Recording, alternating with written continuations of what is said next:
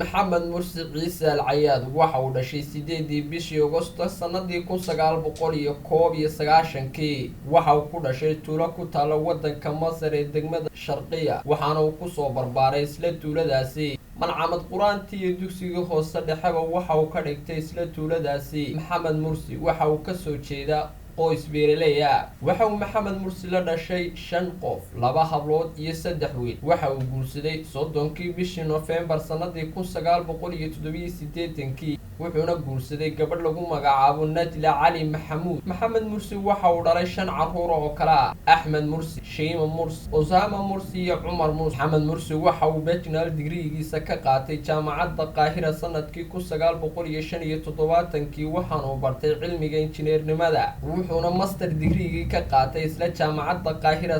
sanadii 1987 oo ka qaatay isla engineering-ka waxa uu ka soo shaqeeyay ciidanka Masar sanadihii 1975 ilaa 1976 intaasi kadib waxa uu deeq waxbarasho ka helay wadanka Mareykanka gaar ahaan jaamacadda South Carolina sanadii 1982 waxa uu musaacid iyo macallin ka noqday jaamacadda Qaahira sidoo kale waxa uu musaacid iyo macallin ka noqday jaamacadda California sanadii 1982 ilaa sanadii 1985 waxa uu noqday madaxa kulliyadda injineerinka ee jaamacadda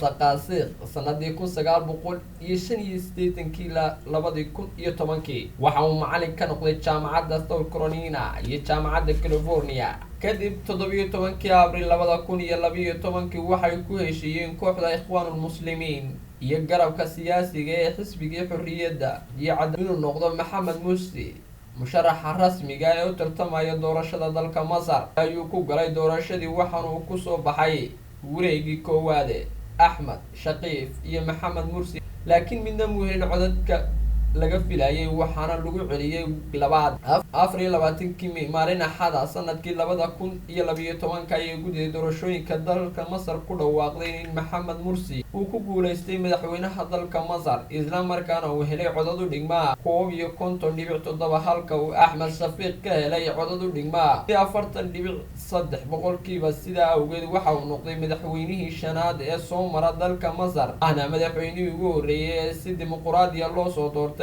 intaasi kadib dalka waxa ka bilowday mudaharaadyo waaweyn oo lagaga soo horjeedo maxamed mursi kadib markii uu siiyay aweedo badan oo uu ku micneeyay in ku ilaalinayo tawrada markay mudaharaadii kala joogsan waayeen waxa soo farageliyay militariga dalka Masar waxaana xilkii ka tuureen maxamed mursi waxaana ay u taxaabeen xabsiga isla sanadkii 2015 ay maxkamad ku xukuntay xabsi dhan 20 sano isla markale ay xukuntay bishan gudaheeda xukun dil ah oo si weyn loo cambaareeyay ayadoo lagu eedeeyay doorkii uu ku lahaa maxaabiis baxsatay allaha u naxariistay maxamed mursi waxa uu habeenkii xalay toro ku geeriyooday xabsi ku yaala magaalada Qaahira ee dalka Masar